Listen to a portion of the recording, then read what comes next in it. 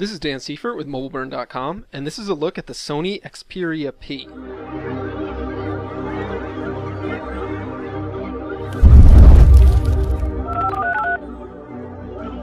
Sony Xperia P is the mid-range member of Sony's NXT line of smartphones that debuted this year.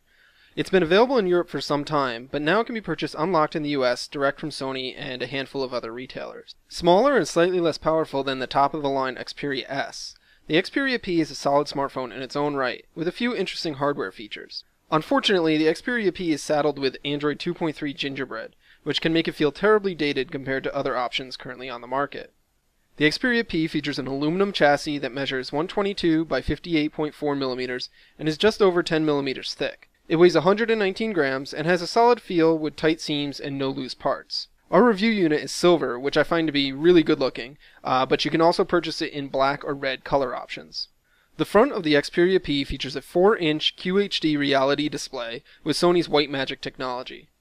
The screen is very sharp, and it has 275 points per inch pixel density. It's got really vibrant colors and great viewing angles as well.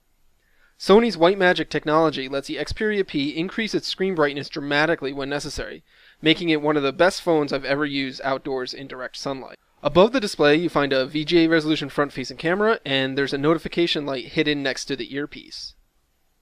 Below the screen there's a backlit clear plastic strip that's the signature of Sony's NXT line of smartphones.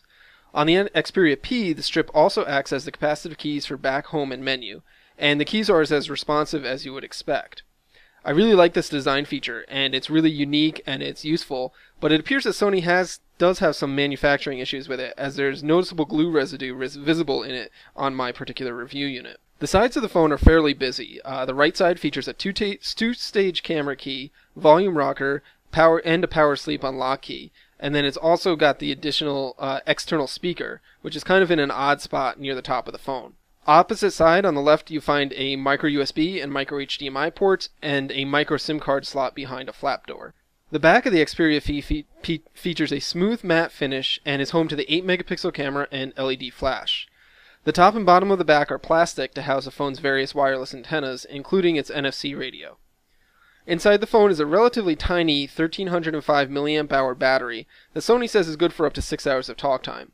But realistically, unless you're a really light user, chances are you'll need to charge Xperia P pretty often with normal usage. Under the hood, the Xperia P is powered by a dual-core 1 GHz processor paired with 1 GB of RAM. It has 16 GB of internal storage, but it lacks any sort of micro SD card expansion. The processor is not the fastest on the block these days, but for all intents and purposes, the Xperia P zips along without any issues. There can be some lag when you're panning through and navigating through Sony's custom interface, but for the most part, apps open up quickly enough.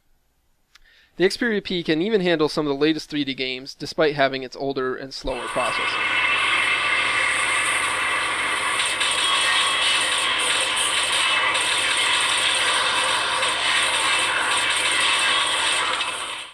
As I mentioned earlier, the Xperia P runs Android 2.3 Gingerbread with the same user interface that we saw on the Xperia S and the Xperia Ion earlier this year. It's a bit disappointing that a phone released partway through 2012 is still running an OS from 2010, and though Sony's interface adds some of the features of Android 4.0 Ice Cream Sandwich, you still lose out on the ability to use the apps that are available to the newer platform. Since the Xperia P is sold as an unlocked device here in the US, you won't find any carrier bloatware preloaded on it. Sony couldn't help itself from adding some of its own apps, however, and there's a couple preloaded apps out of the box, such as the WhatsApp Messenger and the NeoReader barcode scanner. But fortunately, it is possible to uninstall them if you don't want them on the phone. The Xperia P sports 3G HSPA Plus service on AT&T here in the US, and in my tests, it performed comparably to other HSPA Plus devices on the network. Unfortunately, you won't get access to AT&T's faster 4G LTE network with the Xperia P, and if you're a T-Mobile customer, you'll be limited to 2G Edge data speeds.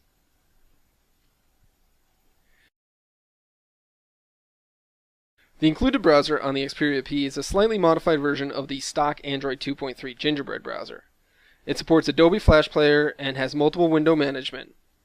Page loading is relatively quick, if not really the fastest on the block, and zooming and scrolling are acceptably smooth and fast enough.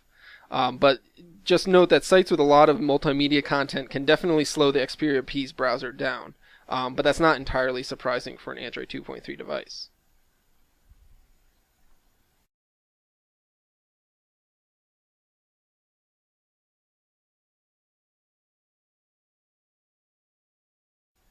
The Xperia P features an 8-megapixel camera with Sony's Exmor R backlight illuminated sensor. The camera app can be launched from anywhere by holding down the shutter key, and the interface is similar to that found on other Sony smartphones. It gives you quick access to various scene modes, flash control, and more. You can snap pictures with the shutter key, the on-screen button, or by tapping the screen if you enable that feature in the settings menu. Autofocus is relatively quick, and shot-to-shot times are acceptable. The physical shutter key can be difficult to press, however, and that does make it hard to hold the phone perfectly steady when you're taking a picture. Image quality outdoors is great, and it's really good in good lighting, but indoors in poor lighting there's definitely noticeable amounts of noise and grain. But on the plus side, the Xperia P didn't have any white balance issues that I've noticed, and that's a very common problem with many smartphone cameras. The Xperia P can also shoot 1080p HD video that features continuous autofocus and zoom while you're recording. But video isn't very smooth, and it is pretty choppy compared to what other smartphones offer. All in all, the Xperia P is a solid mid-range smartphone that does a good job of holding its own against the larger smartphones that dominate the market today. The only real complaints that I have with it is its terribly dated software and puny battery. But if you get past those, there's a lot to like here.